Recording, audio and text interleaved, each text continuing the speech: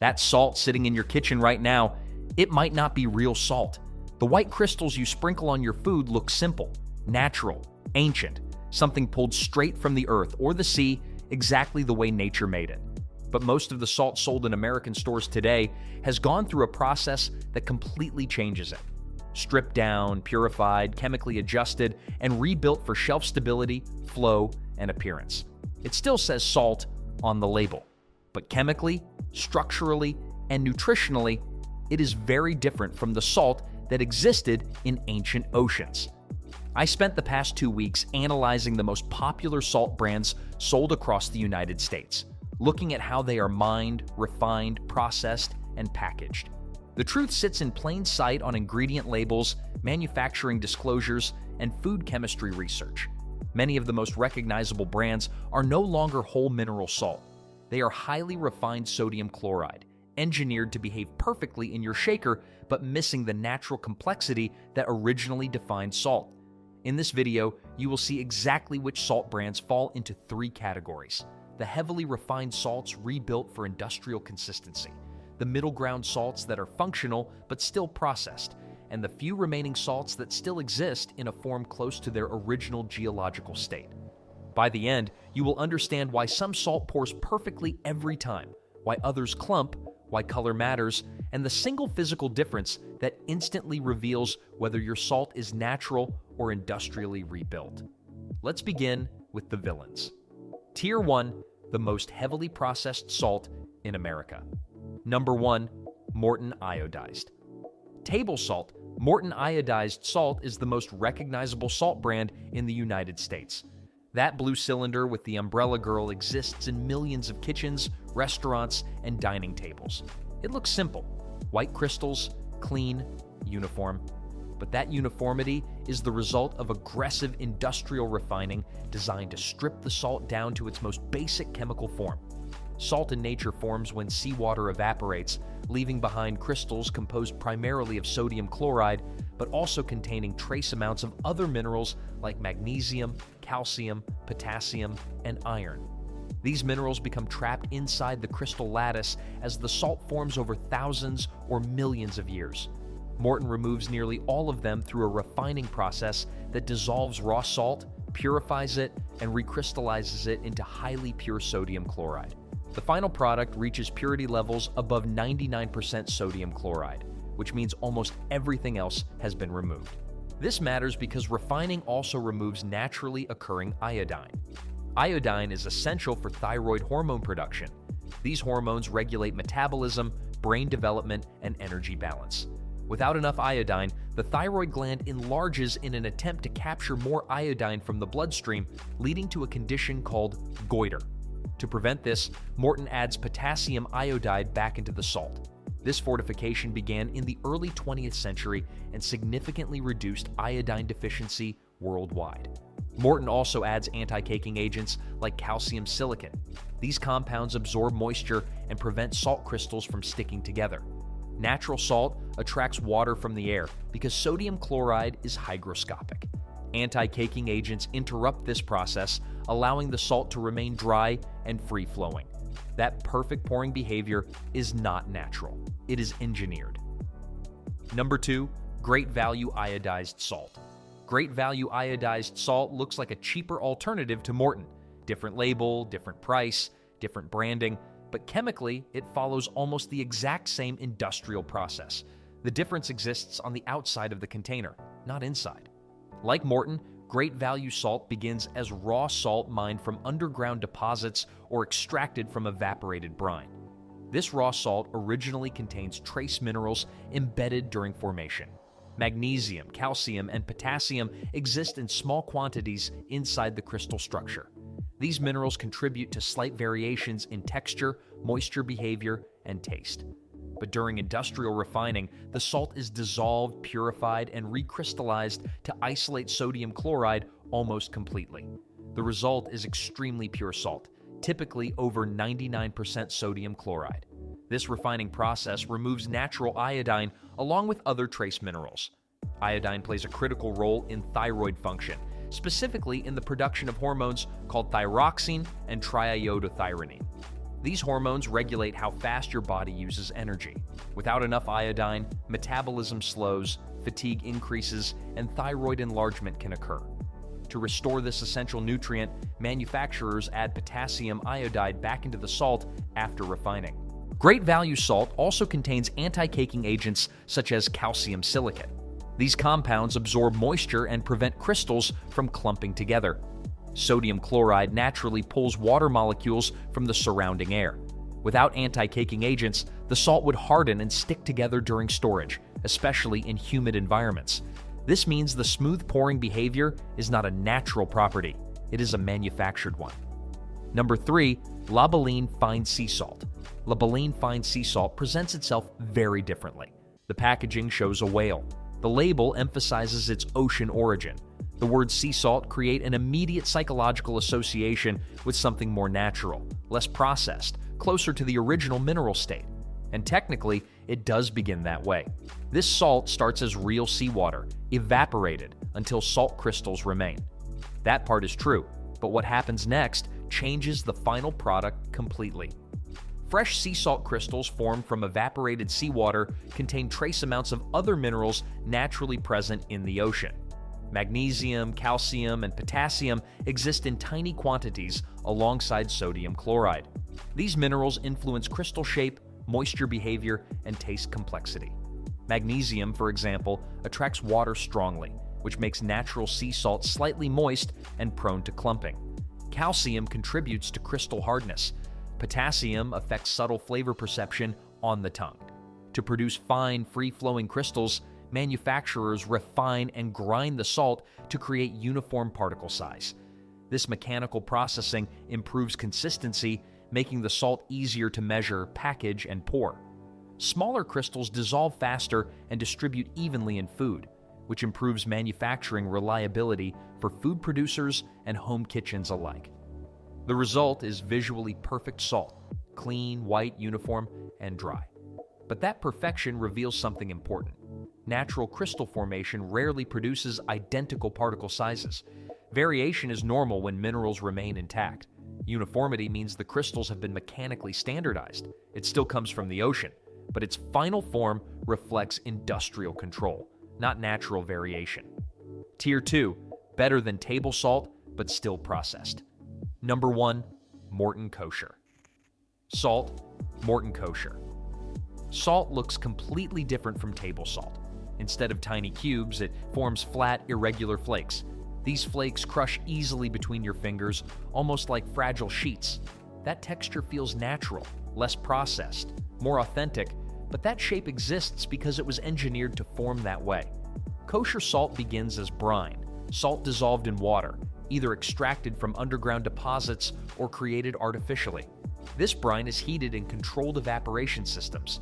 As water evaporates, sodium chloride begins to crystallize. By carefully controlling temperature, evaporation speed, and surface conditions, manufacturers influence how those crystals grow. Morton specifically creates flat flakes with large surface areas. This structure makes kosher salt extremely useful for cooking. The flakes stick to food surfaces better than compact cubes. When you sprinkle it onto meat or vegetables, the crystals remain in place instead of rolling off. The larger surface area also allows the salt to dissolve more evenly, improving flavor distribution. Chefs rely on this predictable behavior because it gives them precise control over seasoning. Morton Kosher salt typically does not contain iodine, which means it avoids one of the most noticeable additives found in table salt. It also generally avoids anti-caking agents, allowing the crystals to behave more naturally in humid air. However, the salt itself is still refined to high-purity sodium chloride. Number 2, Diamond Crystal Kosher. Salt Diamond Crystal Kosher. Salt looks softer, lighter, and more delicate than regular table salt. When you pick it up, it almost feels airy. The flakes are larger, more fragile, and less compact. That difference is not accidental. It is the result of a specific evaporation process designed to control how the crystals form. Like most commercial salt, Diamond Crystal begins as brine, which is simply salt dissolved in water. This brine is heated until water evaporates and salt crystals begin to form. But Diamond Crystal uses a method that allows hollow pyramid-shaped crystals to develop. These crystals trap tiny pockets of air inside their structure. That air reduces the density of the salt, meaning a spoonful contains less sodium chloride by weight compared to denser salt like table salt. This structural difference has practical effects in cooking. Because the crystals are lighter and larger, they dissolve more gradually. This allows chefs to distribute salt more evenly across food. It also reduces the risk of accidentally adding too much sodium, since each pinch contains less actual salt by weight. This is one reason diamond crystal is widely preferred in professional kitchens and recipe development. Diamond crystal typically does not contain iodine or anti-caking agents. Without these additives, the crystals behave more naturally in humid air. They may clump slightly over time, especially in high humidity environments. This behavior reflects the natural tendency of sodium chloride to attract water molecules from the air. Despite these advantages, diamond crystal is still highly refined sodium chloride. Number 3. Morton sea salt. Morton sea salt sounds like a completely different product from table salt. The name alone creates a powerful assumption. Sea salt feels more natural, more original, more connected to the ocean. And in one important way, it is. Morton sea salt does begin as real seawater. Water is collected, evaporated, and salt crystals are left behind. That part follows the same natural principle that has produced salt for millions of years. But the raw crystals that form naturally are not uniform. They vary in size, shape, and moisture content. Some crystals are large, others are small. Some contain slightly more magnesium, others contain slightly more calcium. This natural variation creates inconsistency, which makes the salt harder to package, harder to measure, and harder to control during cooking and food manufacturing. To solve this, Morton processes the crystals after evaporation. The salt is washed, dried, and mechanically sorted to create consistent particle size. This improves flow, stability, and predictability. Uniform crystals dissolve at a predictable rate, allowing cooks and food manufacturers to control flavor more precisely. This standardization makes the salt easier to use in both home kitchens and industrial food production. Morton sea salt typically does not contain added iodine, which distinguishes it from iodized table salt. It also often avoids anti-caking agents, depending on the specific product version. Without these additives, the crystals may clump slightly in humid environments, reflecting the natural hygroscopic behavior of sodium chloride. But even without additives, this salt has still been processed to improve consistency and performance. It is closer to natural salt than table salt, but it is not the final form of salt that nature originally created. Tier 3, real salt in its natural form. Number 1, Redmond. Real salt, Redmond. Real salt comes from a massive underground salt deposit in Utah. This deposit formed over 200 million years ago, when a prehistoric ocean covered much of what is now the American West. As that ocean slowly evaporated, it left behind thick layers of salt buried deep beneath the surface. Over millions of years, those layers remained protected from modern pollution, preserving their original mineral composition. Unlike refined table salt, Redmond real salt is not dissolved and recrystallized. Instead, it is mined directly from the deposit, crushed into smaller pieces, and packaged. Nothing is chemically removed, nothing is added. This means the crystal structure still contains trace amounts of naturally occurring minerals like magnesium, calcium, potassium, and iron. These minerals exist in very small quantities, but they influence the salt's physical properties. Redmond salt often appears slightly pink, tan, or off-white instead of pure white. This color comes from iron oxide and other mineral traces embedded within the crystals. Pure white salt usually indicates heavy refining, where trace minerals have been removed to achieve uniform appearance. The salt also behaves differently in air. It may clump slightly in humid environments because natural mineral impurities attract moisture. This behavior reflects the original chemistry of the deposit, and that slight imperfection is exactly what reveals its natural origin. Number 2, Malden sea salt. Malden sea salt forms in a way that looks almost impossible compared to ordinary salt. Instead of dense cubes or crushed flakes, Malden produces delicate, hollow, pyramid-shaped crystals. These crystals develop slowly as seawater evaporates under carefully controlled conditions. But unlike heavily refined salt, Malden does not dissolve and rebuild the crystals after they form. it allows the natural crystal structure to remain intact. The process begins with seawater collected from coastal estuaries. This water contains sodium chloride along with trace amounts of other dissolved minerals like magnesium and calcium. As the water evaporates, sodium and chloride ions bond together and form crystals. The speed of evaporation, temperature, and mineral concentration influence the shape of these crystals. Morton uses shallow evaporation pans that allow crystals to grow gradually. This slow growth allows the pyramid structure to develop naturally. These pyramid crystals behave very differently from refined salt particles. They are fragile and crush easily between your fingers. When sprinkled on food, they dissolve unevenly, creating small bursts of saltiness instead of uniform distribution. This produces a more layered sensory experience because different crystals dissolve at slightly different times. Morton salt also retains small amounts of trace minerals that remain trapped inside the crystal lattice. These minerals can slightly influence taste perception by interacting with taste receptors on the tongue. Although sodium chloride still makes up the vast majority of the salt, the presence of other ions creates subtle differences in flavor compared to fully refined salt. Number 3. Jacobsen sea salt.